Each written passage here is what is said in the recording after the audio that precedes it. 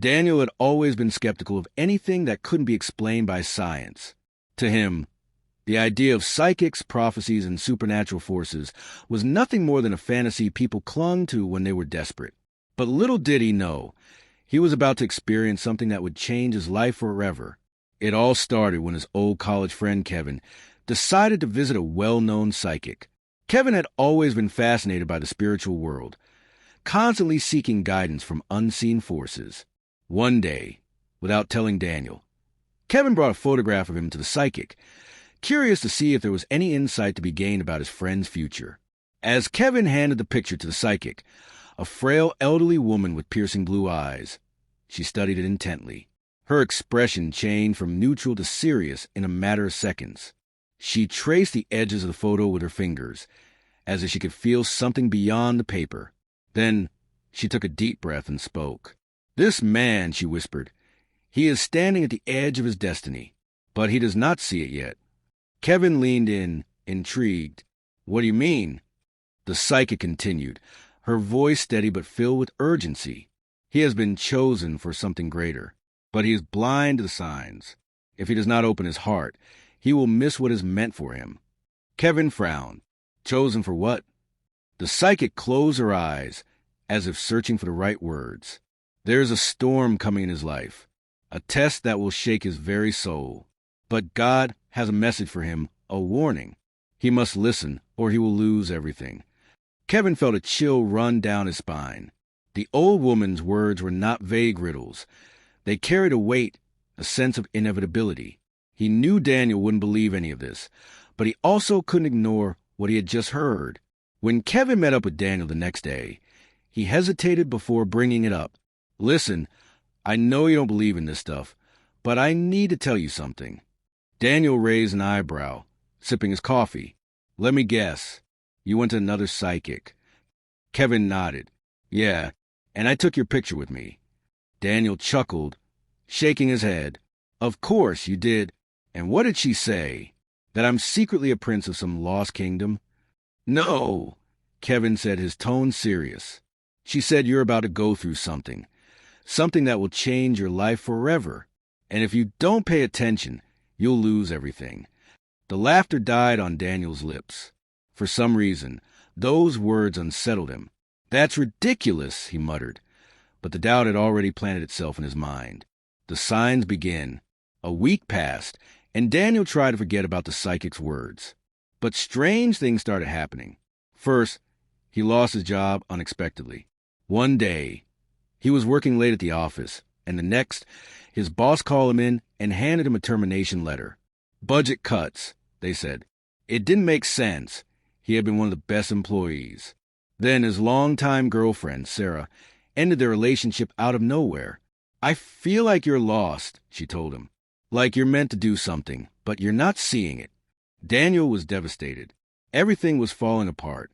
He was a man who planned everything meticulously, yet here he was, watching his life crumble with no explanation. One night, as he sat alone in his apartment, he thought about what Kevin had told him. Was this the storm the psychic had predicted? Was he really missing some kind of message? Frustrated, he grabbed his coat and decided to go for a walk. The streets were quiet, the cold night air biting at his skin. He wandered aimlessly, lost in thought, until he found himself in front of a small church. He had never been particularly religious, but something about the place called to him. Without thinking, he stepped inside. The church was empty, except for an elderly priest sitting near the altar. The priest looked up and smiled. "Lost, are we?" Daniel hesitated before nodding. "Yeah, I think I am." The priest motioned for him to sit. Sometimes, when we ignore God's signs, he finds ways to make us listen. Daniel frowned. "You sound like that psychic my friend went to." The priest chuckled. "God speaks through many voices. The question is, are you ready to listen?" Daniel exhaled slowly. For the first time in his life, he wasn't sure what to believe. The dream. That night, Daniel had a dream. He was standing at the edge of a cliff, looking down at a vast, dark ocean. The wind howled around him, and he felt a force pulling him forward.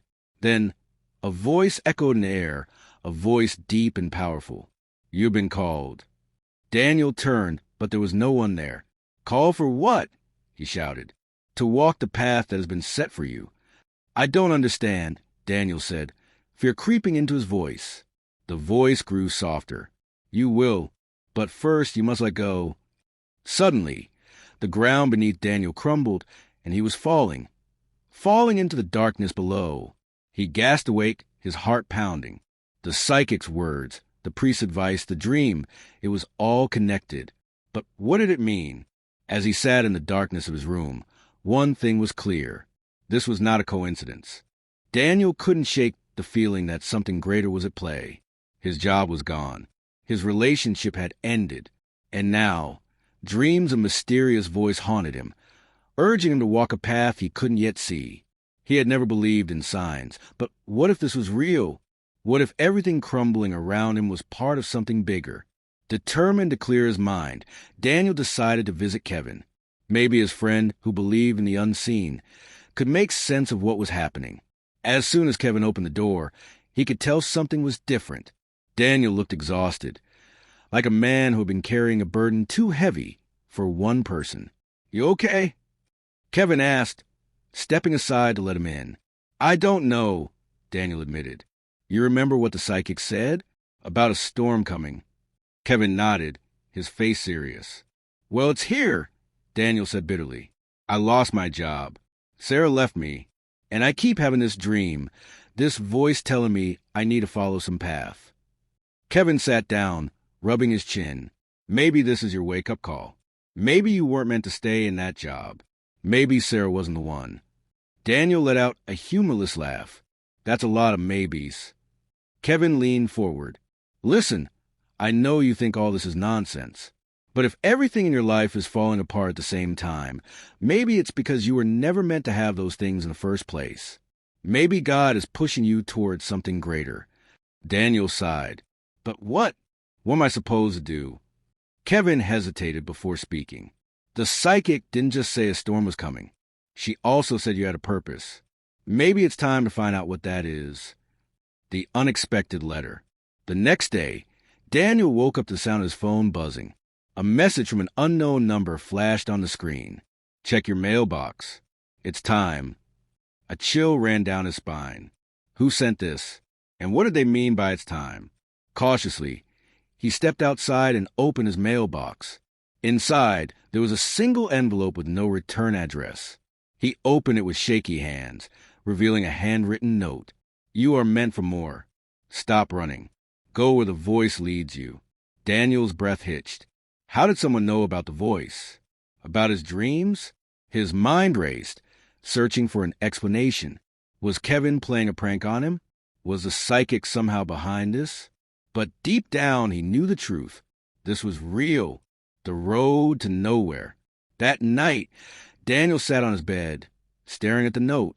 The words fell heavier with each passing second. Finally, he made a decision. He grabbed his keys and drove. He didn't know where, he just drove, following whatever instinct pulled at him. After nearly an hour, he found himself on a deserted road outside the city. The wind howled, and the trees lining the road swayed violently. The storm was coming, both outside and within him. Then his car sputtered. The engine coughed and died.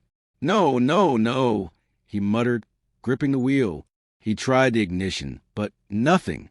The car was dead. Frustrated, he stepped outside. The wind hit him like a force, chilling him to the bone. He looked around. No houses, no streetlights, just endless darkness stretching in every direction.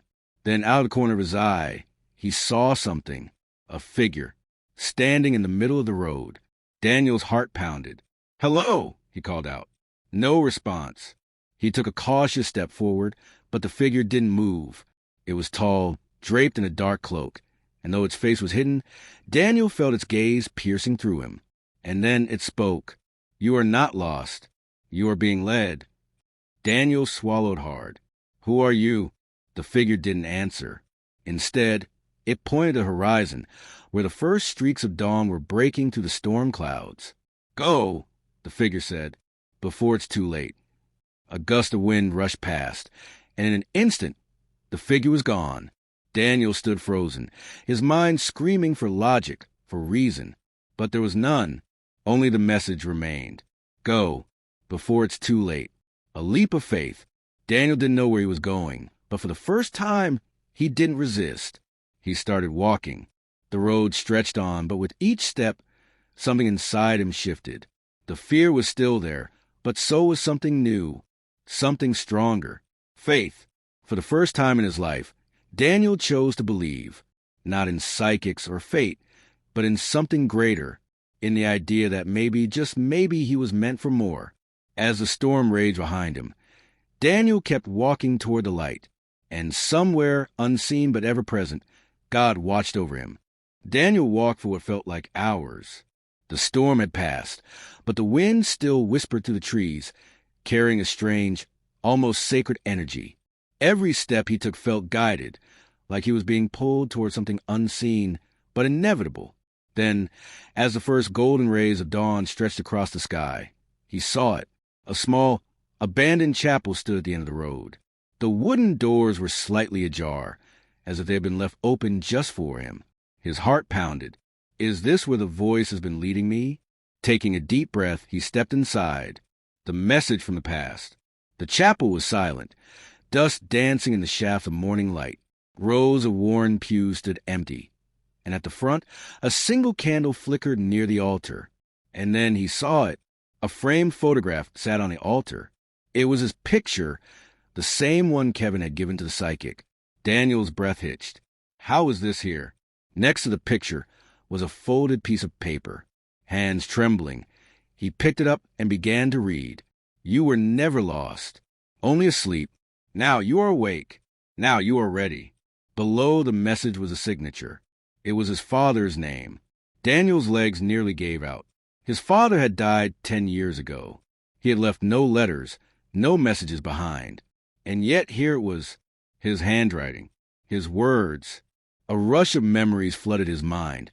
His father's voice telling him as a child, Son, there's more to this world than what we see.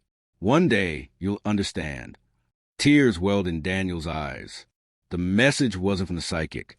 It wasn't from a stranger. It was from God.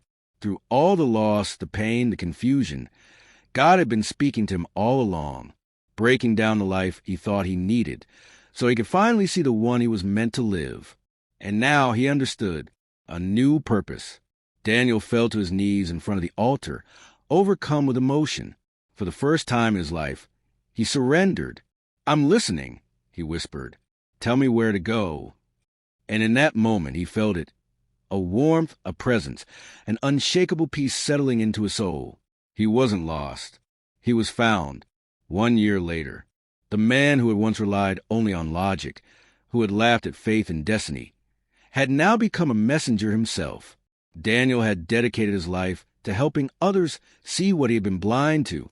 He traveled, spoke to those who felt lost, and shared a story of how God had reached him when he least expected it. He had been given a second chance.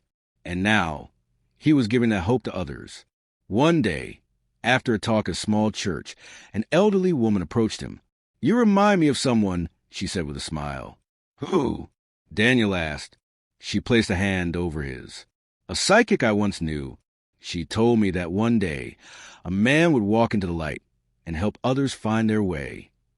Daniel's heart swelled. This was his path. This was his purpose. And through it all, God had been guiding him every step of the way.